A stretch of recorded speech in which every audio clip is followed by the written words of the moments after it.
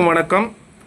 நாம் இன்று மயிலாடுதுறை மாவட்டம் பாலைவெளி கிராமத்தில் ஆன்மீக ஆய்வாளராகவும்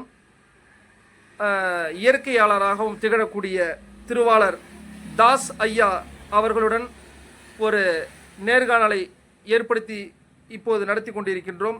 ஐயா அவர்களை பற்றி சொல்லும் பொழுது, ஐயா அரசு பள்ளியில் பதிவு எழுத்தாளராக இருந்து ஓய்வு பெற்று தற்போது இயற்கை ஆர்வலராகவும் ஆன்மீக ஆய்வாளராகவும் திகழ்ந்து வருகின்றார்கள். அவரை பேட்டி எடுக்கக்கூடிய நமது ஐயா அவர்கள் மிக சிறந்த ஒரு ஆன்மீக பற்றாளரும் ஒரு சமூக சிந்தனையாளரும் கூட. ஐயா அவர்கள் உமாசங்கர் என்று அவர்களுக்கு பெயர். உமாசங்கர் என்கின்ற சங்கர் ஐயா அவர்கள். இவர்கள் யார் என்று நாம் பார்த்தால், நமது மக்கள் சக்தி இயக்கத்தின் நிறுவனராக இருக்கக்கூடிய நமது எம்எஸ் ஐயா என்று சொல்லக்கூடிய எம்எஸ் உதயமூர்த்தி ஐயா அவர்களுடைய பேரன் ஆவார்கள். அவர்கள்தான் இந்த பேட்டியை ஐயாவிடம் எடுக்கப் போகிறார்கள். அவர் அதற்கான கேள்வியை கேட்பார், ஐயா அதற்கான விடையை சொல்வார்கள். அதன்படி இந்த பேட்டியானது அவர்களிடம் ஒப்படைக்கப்படுகிறது.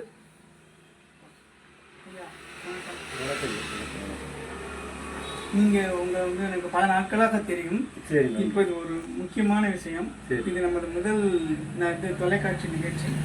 ஓம் நமச்சிவாயா என்பதன் பொருள் மற்றும் பயன்களை பற்றி சிறிது விளக்கம் கொடுத்தாங்க. ஓம் நமச்சிவாயம் என்று சொல்லுகின்ற போது அந்த நாதத்தினுடைய அடிப்படையை நாம் தெரிந்து கொள்ள வேண்டும். முதலில் ஓம் என்பது ஓங்காரம் மட்டுமல்ல. வாசி வாசி என்று சொல்லுகின்ற போது நாசி நாசி என்பதில் ஓடுகின்றதை நாம் நிறுத்தி அந்த வாசி என்ற பொருளுக்குள் இருக்கின்ற நாதமாக இருக்கின்ற சிவா என்ற நிலையை கொண்டு வருகிறது. அந்த சொல்லுக்குள் இருக்கின்ற பொருள் எப்படி என்றால், சி என்றால் சிந்தை, வார்த்தையாக இருக்கக்கூடிய வார்த்தையை அந்த பொருளுக்குரியதை நாம் கொண்டு வந்து இம் என்ற நிலையில இயக்குகின்ற போது இம் இயங்குகிறது. இயங்குகின்ற போது அது ஓங்கரிக்கின்றது. அது ஓங்கரித்து நமக என்ற நிலையிலே வருகின்ற போது ஓம் நம சிவாய நமக என்ற நிலைக்கு கொண்டு வருகிறது. அப்போ கொண்டு வரப்ப என்ன செய்யுதுன்னா, இந்த உடலுக்குள் ஓடுகின்ற நாத கமலங்களை ஒருநிலைப்படுத்தக்கூடிய தன்மையை அதுக்கு கொடுக்குது. அதை எப்படி செய்யணும்னு கேட்டால், அமைதியாக தெளிவாக நிதானமாக அந்த திருமந்திரத்தை சொல்லணும். அப்படி சொல்கிறப்ப எப்படின்னு கேட்டிங்கன்னா, நம்ம உடலுக்குள் இருக்கின்ற ஒவ்வொரு அசைவுகளையும் அது அசைக்கின்றது. ஒவ்வொரு அசைவுகளையும் தெளிவுபடுத்துகிறது. நாம் சிந்திக்கின்ற சிந்தனையை சரி பண்ணுகிறது. ஒருவரிடம் பேசுகின்ற போது அந்த மந்திரமானது நாவை அடக்கி நிதானித்து சொல்லுகின்ற பொருளை அறிவு ஞானம் இவைகளுக்கு கொண்டு செல்லுகிறது. அதோடு மட்டுமல்லாமல் நம சிவாயம் என்று சொல்லுகின்ற போது நா என்ற நிலை இருக்கிறது. அதை கவனிக்க வேண்டியது என்ன என்றால், நாக்குக்கு முதல் சொல்லே நா.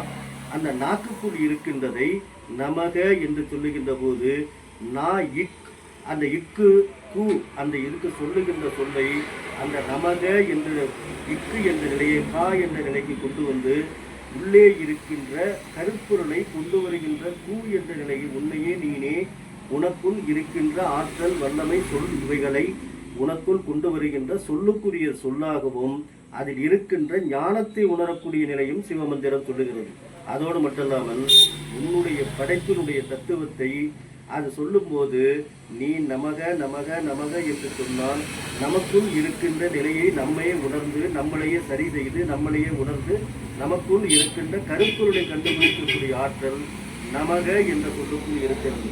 நான் என்ற நிலையை அடக்கினால் நமக்குள் இருக்கின்ற மக என்று சொல்லுகின்ற போது மலர்கின்ற அழகாக உருவாகக்கூடிய அந்த தத்துவத்தை நமக்குள் கொடுத்து நம்மையே நமக்குள் இருக்கின்ற சிவ தத்துவத்தினுடைய மூலப்பொருள் நாம் நமக்குள் இருக்கின்ற இறைவன் என்பவன் நாம ஓடுகின்ற காற்றை ஒருநிலைப்படுத்தி அதில் இருக்கின்ற மந்திரத்தை சிவமந்திரத்தை சொல்லுகின்ற போது அந்த சொல் ஆனது நாசி வாசி, வாசியில் இருக்கின்ற வாசியும் நாசியும் இயங்கி ஓம் என்ற நிலையை உள்ளே இருந்த நாதத்தினுடைய சத்தத்தில் கொண்டு வருகின்ற போது நமக என்ற சொல்லுக்குள் நம்மையே நாம் நமக்குள் படைத்த பொருளையும் ஆற்றலையும் ஞானத்தையும் உணர முடியும் என்பது என்னுடைய கருத்து.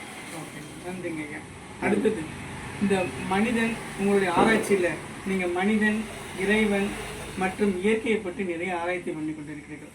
இதனுடைய தொடர்புகளை பற்றி கொஞ்சம் விரிவாக சொல்லலாம். எப்படின்னு கேட்டீங்கன்னா, இயற்கையில் எல்லா விதமான நமக்கு 5 விதமான பஞ்சபூதங்களும் எல்லாமே இயங்கிக் கொண்டிருக்கிறது. அந்த இயக்கத்தினுடைய நிலையில் நாம் உடலை அசைத்து கொண்டிருக்கிறோம். நாம இயங்க முடியாது.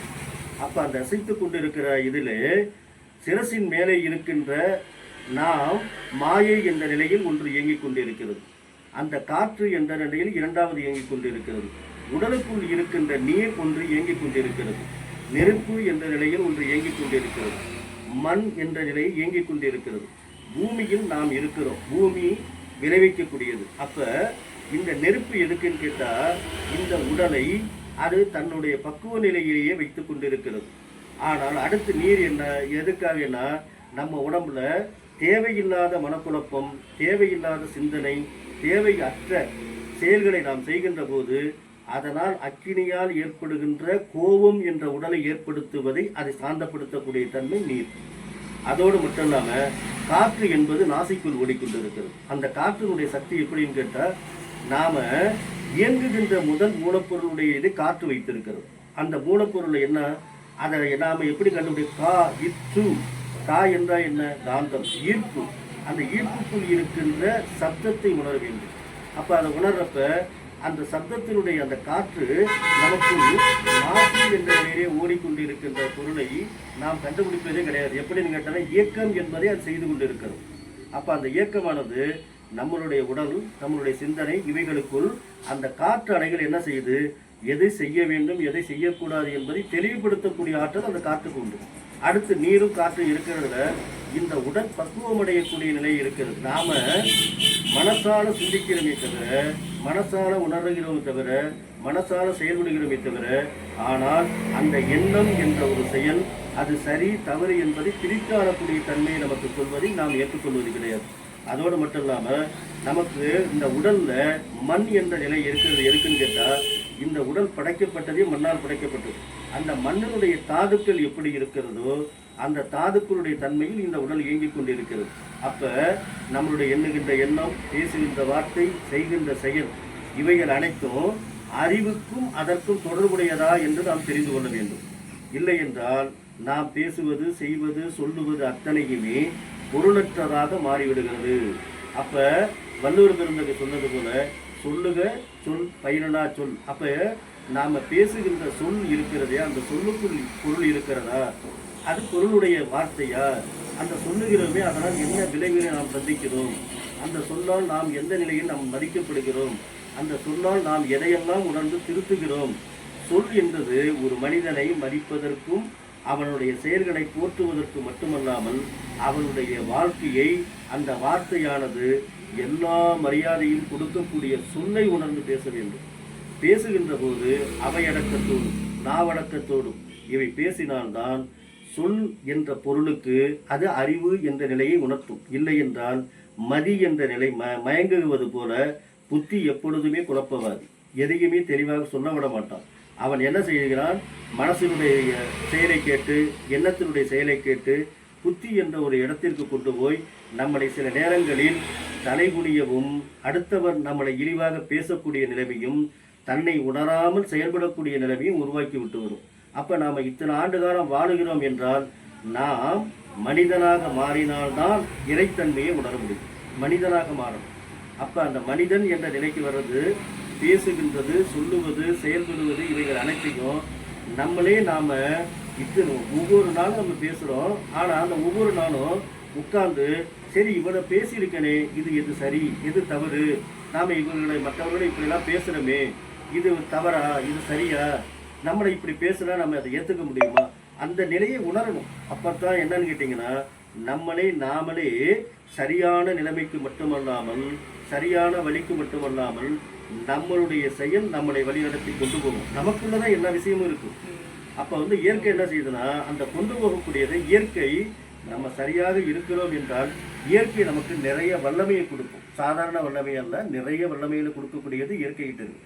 இயற்கை என்ன சொல்லுதுன்னா, நீ எண்ணுகின்ற எண்ணத்தை கவனி, பேசுகின்றதை கவனி, நீ எந்த நிலையில் செயல்படுகிறாய், நீ இப்படி செயல்படுவதற்கா, நீ என்னென்ன செயல்பட்டாலும், ஆனால் அந்த இயக்கத்துக்குள் மூலப்பொருளாக இருக்கின்ற இறைவன் என்பவன் உன்னை இயற்கைக்குள் கட்டுப்படுத்தி வைத்திருக்கிறான் என்பதை நீ உணர்ந்து நடக்க வேண்டும். நான் பெரியவன், எனக்கு எல்லாம் இருக்கிறது, பணம் இருக்கிறது, பொருள் இருக்கிறது, பதவி இருக்கிறது என்பதற்காக உன்னுடைய மனிதன் என்ற நிலையை விட்டுட்டு நீ மனிதனாக இல்லாமல், மனித பண்புகள் இல்லாமல், மனிதத்தினுடைய தன்மையை உணராமல் நீ செல்லுகின்ற போது அது உம்மை அழிப்பதற்கான ஆயுதமாக மாறிவிடுகிறது. நல்லது, வாழ்த்துக்கள். மனிதன் எதை உணர்ந்தால் வாழ்வில் வெற்றி பெறுவான்? ஒரே வழி, எதை உணரமாட்டால் வாழ்க்கையில் வெற்றி பெற மாட்டான். வளரையிலே நம்ம பொதுவாகவே என்ன நினைக்கிறோம்னு கேட்டீங்கன்னா, மற்றவங்க பேசுறதெல்லாம் அறிவுன்னு நினைக்கிறோம். அதான், மற்றவர்கள் பேசுவது அறிவுன்னு நினைக்கிறோம், நாம பேசுவது அறிவுன்னு நினைக்கிறோம். நாம எப்படின்னு கேட்டீங்கன்னா, இப்போ வள்ளுவர் திருக்குறளை எழுதியிருக்காரு அப்படின்னு சொன்னா, அதுல அணுவை துளைத்து எழுகடலை புகுத்தி குறுகத்தரித்த குறள்னு சொல்லியிருக்காரு. அப்ப நீங்க ஒரு விஷயம், மனித உடல் என்பது ஒரு அணு, அந்த அணுவுக்குள் இருக்கிறது ஆற்றல், அந்த ஆற்றலுக்குள் இருப்பது தெய்வம். அந்த அணுவை உடைக்கின்ற போது, அணு அணுவோட மோதுகின்ற போது அது நாதக்கமலம் என்று பேர், நாதங்கள் அது ஓங்கரிக்கிறது. அந்த இதை உடைத்து 7 விதமான இதை என்னன்னு கேட்டீங்கன்னா, 7 பிறப்பு எடுக்கக்கூடிய நிலைமை உன்னிடம் இருக்கிறது. 7 பிறப்பு எடுக்கணும்னு சொல்றாங்க பாருங்க. அந்த பிறப்பினுடைய தன்மையை நீ அணுவால உடைக்கணும் என்று சொல்லுவது எதுன்னு கேட்டீங்கன்னா, பிறவி பெருங்கடல் நீந்துவார் நீந்தார் இறைவனடி சேராதுன்னு சொல்லியிருக்காரு. அப்ப உன்னுடைய பிறவி, நீ இந்த உலகத்துல வாழ்ற வரைக்கும் நீ உன்னை உணராம இருந்தாம நீ செய்கின்ற செயல் அத்தனை சரி நீ போறப்ப, அணு என்ற ஆற்றல் என்பது உன்னை மிஞ்சிய ஒரு சக்தி ஒன்று உண்டு இயற்கையில். அது உன்னை அழிக்கவும் உன்னை எதை செய்யவும் எல்லா அதிகாரத்தையும் அது கையில் வச்சிருக்கிறதுனால, அணு என்ற ஆற்றல் என்பது அடங்காத ஒருத்தரை அடக்கி ஆளக்கூடிய சக்தியும், சிந்திக்காத மனிதனை சிந்திக்க வைக்கக்கூடியதையும், செயல்பாடுகளை தன்னை திருத்தி கொள்ளக்கூடிய ஆற்றலையும் இத்தனையும் உணர்த்தும். ஆனால் நாம் உணராமல் நான் இப்படித்தான் வாழ்வேன் என்று வாழ்ந்தால் அது தவறு சரி என்று ரெண்டையும் பிரித்து, தவறு இருந்தால் கட்டாயமாக இயற்கையை தண்டித்து விடுகிறது, மனித வாழ்க்கை முடிந்து விடுகிறது.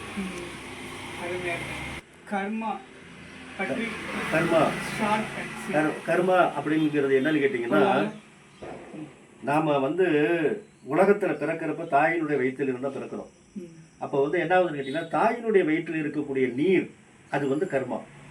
அந்த உடல் என்ன செய்யுதுன்னா, அவங்க அந்த தாய்க்கு என்னென்ன சிந்தனைகள், என்னென்ன பிரச்சனைகள், என்னென்ன ஏற்படுதோ அத்தனையும் அந்த வயிற்றில் இருக்கக்கூடிய நீருக்குள்ள போய் வைப்ரேஷன் ஆகி இந்த உடலுக்குள்ள அது உடம்புல சார்ந்துருது.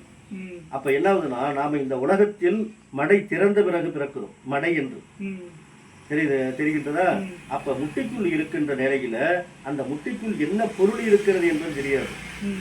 ஆனால் நாம கருவாகி உருவாகி திருவாகி வெளியில வர்றப்ப மடை என்ற நிலையை திறக்கின்ற போது, நாம் இந்த உலகத்தில் வருகின்ற காமம் என்ற உடலால் படைக்கப்பட்டு வெளியில் இந்த உலக வாழ்க்கையை அதே நிலையில் வாழ்கிறோமே தவிர அந்த கர்மத்தை உணர்வது கிடையாது. அது எப்படின்னு கேட்டீங்கன்னா, தாய் தகப்பன் இருவரும் தெய்வ சிந்தனையோடு தெய்வ மந்திரங்கள் சொல்வது, தெய்வ மந்திரங்களை உச்சரிப்பது, அது எந்த சமயத்தை சார்ந்தவர்களாகவும் இருக்கலாம். எந்த சமயத்தை சார்ந்தவர்களும் நாம இருக்கக்கூடிய வீட்டில் தெய்வ மந்திரங்கள், தெய்வ சொல்கள், நல்லதை இதையெல்லாம் சொல்லுகின்ற போது அந்த உடல் அந்த வைப்ரேஷனை வாங்கும். உடல் என்பது ஒரு இயக்கம். அந்த உடல் எல்லாத்தையும் வாங்குறப்ப என்ன செய்யுதுன்னா, அதில் இருக்கின்ற சரி எது தவறு என்பதை நாம் எடுத்து சொல்லுகின்ற போது, இறைவன் இதை சொன்னான், எதற்காக சொன்னான், ஏன் சொன்னான், எப்படி சொன்னான். அப்ப ஒரு சொல்லை சொல்லுகின்ற போது அந்த பொருளை நாம் உணரக்கூடிய நிலைமை வருகின்ற போது ஓம். அப்ப இயக்கம், நாம் நமக்குள் இருக்கின்ற ஆற்றல், நமக்குள் இருக்கின்ற சொல்.